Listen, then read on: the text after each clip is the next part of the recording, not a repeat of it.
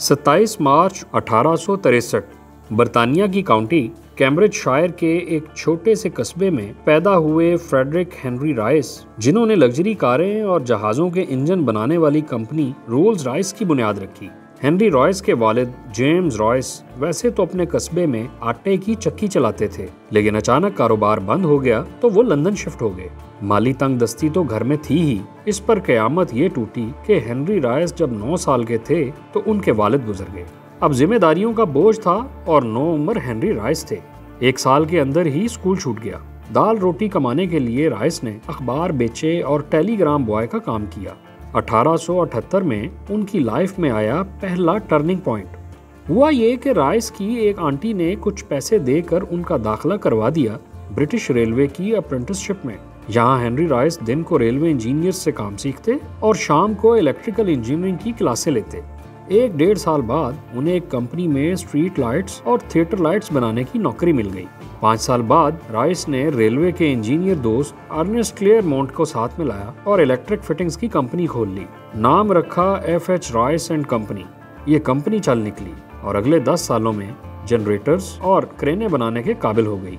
इसे Royce limited के नाम से रजिस्टर्ड करवाया गया। इन दिनों क्रेनों की मार्केट इसलिए काफी ऊपर जा रही थी क्योंकि जनूबी अफ्रीका में सोने के ज़खायर मिल चुके थे और वहां ब्रिटिश राज था। बाकी आप समझदार हैं। 11 अक्टूबर 1899 को सोने की कानों पर तनाज़े की वजह से जंग छिड़ गई। ये थी सेकेंड एंग्लो बॉयर वॉर, जो 3 साल चली। रॉयस लिमिटेड को जंग का नुकसान ये हुआ कि क्रेनों की मार्केट गिर गई। तब तक जर्मन और अमेरिकी कंपनियां भी मुकाबले में आ चुकी थी। इसलिए रॉयस साहब ने सोचा क्यों ना कारसाजी में किस्मत आजमाई जाए। इंजीनियर तो वो थे ही, बेशक स्कूल 1 साल ही गए थे। मिस्टर रॉयस की जिंदगी में दूसरा टर्निंग पॉइंट आया सन 1903 में। रॉयस साहब ने उस जमाने की मशहूर फ्रांसीसी कंपनी डिकॉवले से 4 सिलेंडर इंजन वाली एक कार मंगवाई, लेकिन वो उनके दिल को टच नहीं की। उन्होंने कार पकड़ी और अपनी फैक्ट्री में ले जाकर खोल के रख दी। रॉयस साहब को पसंद था 2 सिलेंडर इंजन, इसलिए पहले उन्होंने इंजन बनाया और फिर इसे फिट कर दिया उसी फ्रांसीसी कार में। ये बन गई पहली रॉयस 10 HP। उसके बाद मिस्टर रॉयस ने 2 और कारें बनाई, एक अपने दोस्त अर्नेस्ट क्लेयरमोंट के लिए और दूसरी रॉयस कंपनी के शेयर होल्डर हेनरी एडमंड्स के लिए। अभी तक आपने कहानी सुनी है मिस्टर रॉयस की, लेकिन यहाँ एंट्री होती है रोल्स की। दोनों को मिलाएं तो बनती है रोल्स रॉयस। मिस्टर रोल्स खानदानी अमीर थे और बरतानवी शाही खानदान के साथ उठना बैठना भी था। ये चलाते थे लंदन में इंपोर्टेड कारों का शोरूम। इत्तेफाक से मिस्टर एडमंड्स, जो कि रॉयस कंपनी में शेयर होल्डर थे, वो मिस्टर रोल्स के फ्रेंड निकले। इसी फ्रेंड ने रोल्स और रॉयस की भी फ्रेंडशिप करवा दी और 4 मई 1904 को मैनचेस्टर के मिडलैंड होटल में दोनों की मुलाकात भी करवा दी। मिस्टर रोल्स अब तक अमेरिकी और जर्मन कारें ही बेच रहे थे, वो भी 3 या 4 सिलेंडर इंजन वाली। लेकिन जब मिस्टर रॉयस ने उन्हें 2 सिलेंडर रॉयस 10 HP दिखाई तो रोल्स साहब ने पहली ही ड्राइव पर हाँ बोल दी और वहीं खड़े पैर कह दिया कि रॉयस मियाँ तुसी कारां बनाई जाओ, वेच मैं आपे ही लवांगा। 23 दिसंबर 1904 रॉयस लिमिटेड बन गई Rolls Royce motor car company. अब रॉयस साहब ने टेक्निकल साइड संभाली और रोल्स साहब ने फाइनेंशियल साइड। इस पार्टनरशिप का पहला सरकारी नतीजा निकला 1907 में, जब रोल्स रॉयस को पहले इंजीनियरिंग रिलायबिलिटी अवार्ड से नवाजा गया। यहाँ कहानी में आ जाती है ट्रेजेडी। राइट ब्रदर्स का नाम तो सुना होगा, वो 2 अमेरिकी भाई जिन्होंने पहला जहाज उड़ाया था। तो किस्सा कुछ यूं है कि मिस्टर रोल्स को उड़ने का काफी शौक था और बर्तानिया के पायनियर एविएटर कहलाते थे।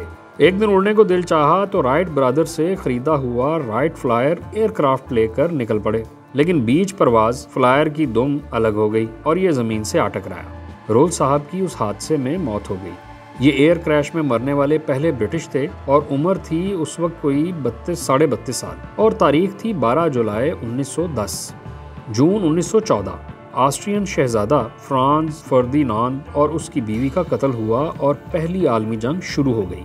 अब जंग हो तो काफी नई चीजों की तलब ख्वाह मख्वाह पैदा हो जाती है और मिस्टर रॉयस तो थे ही मौका देखकर चौका लगाने वाले। तो उन्होंने बनाया ब्रिटिश एयरफोर्स के लिए पहला रोल्स रॉयस ईगल, जंगी जहाजों का इंजन। जंग 4 साल चली। इस दौरान अलाइड फोर्स के फाइटर जेट्स के लिए आधे इंजन फराहम किए रोल्स रॉयस कंपनी ने। पहली ट्रांस अटलांटिक और इंग्लैंड टू ऑस्ट्रेलिया पहली डायरेक्ट फ्लाइट उड़ाई गई। 1911 में राइस साहब पड़ चुके थे बीमार, क्योंकि खाते पीते कुछ खास नहीं थे और मेहनत ज्यादा करते थे। बीमारी की वजह से उन्हें लंदन से दूर एक साहिली कस्बे में शिफ्ट होना पड़ा। यहाँ वो इंजीनियर्स की टीम को साथ लेते और पहुंच जाते बीच पर। आपको पता है कि बीच पर जाकर बंदे की तबीयत वैसे ही हशाश बशाश हो जाती है। अब राइस साहब साहिल की रेत पर कारों, इंजनों और क्रेनों के स्केच बनाते और समझाते रहते और इंजीनियरों की टीम नोट लेती रहती। यूं स्केच तैयार हुआ आर इंजन का, जो रोल्स रॉयस कंपनी ने 1928 में लॉन्च किया। उस जमाने का ये बेहतरीन इंजन सी प्लेन्स और एरोप्लेन्स दोनों में इस्तेमाल हुआ और एक कंपटीशन के दौरान 400 मील फी घंटा एयर स्पीड का वर्ल्ड रिकॉर्ड भी कायम किया। 1931 में रोल्स रॉयस ने अपनी हरीफ कारसाज फर्म बेंटले को खरीद लिया। 1933 में मिस्टर रॉयस ने V12 इंजन डिजाइन किया, जो रोल्स रॉयस मॉर्लन भी कहलाया। इस इंजन का टेस्ट उनकी जिंदगी में हुआ, लेकिन इसका इस्तेमाल उनकी किस्मत में नहीं लिखा था, क्योंकि 22 अप्रैल 1933 को दूसरी ट्रेजेडी हुई और रोल्स रॉयस लिमिटेड के बानी सर फ्रेडरिक हेनरी रॉयस 20 साल इलालत के बाद चल बसे। अपनी मौत से एक रात कबल उन्होंने एक खत के लिफाफे पर स्केच डिजाइन करके अपनी नर्स को दिया और उसे फौरन डर्बी में रोल्स रॉयस फैक्ट्री में भेजने का हुक्म दिया। लेकिन जब तक ये स्केच फैक्ट्री में पहुंचता, मिस्टर रॉयस अगले जहान पहुंच चुके थे। ये स्केच था एडजस्टेबल शॉक ऑब्जर्वर का, जो उस जमाने में रोल्स रॉयस कारों का ट्रेडमार्क बन गया। बहरहाल रोल्स रॉयस मॉर्लन इंजन इस्तेमाल किया गया दूसरी जंगे अजीम में रॉयल एयर फोर्स के फाइटर जेट्स में, और इसी इंजन ने रोल्स रॉयस को बना दिया एविएशन इंडस्ट्री की एक बड़ी कंपनी। हत्ता के बोइंग और लॉकहीड मार्टिन जैसी कंपनियां भी रोल्स रॉयस से इंजन बनवाने लगी। 1971 में रोल्स रॉयस लिमिटेड को हुकूमत ने नेशनलाइज कर लिया। 73 में इसका auto business Rolls Royce limited से डिमर्ज कर दिया गया और 1980 में ऑटो बिजनेस विकर्स को बेच दिया गया। लेकिन तब तक this was the only British company capable of delivering power in the air, sea and on land. 1998 में विकर्स ने इसे बेच दिया वॉक्सवैगन को। अब मुकाबले पर BMW भी थी, लेकिन BMW ने पैसे कुछ कम ऑफर किए थे। 1998 से 2003 तक BMW और वॉक्सवैगन के दरमियान रोल्स रॉयस को लेकर एक फड्डा चलता रहा। इसकी कहानी भी काफी दिलचस्प है, लेकिन वो फिर कभी सही। 2003 के बाद से BMW ही रोल्स रॉयस गाड़ियां बना रही है।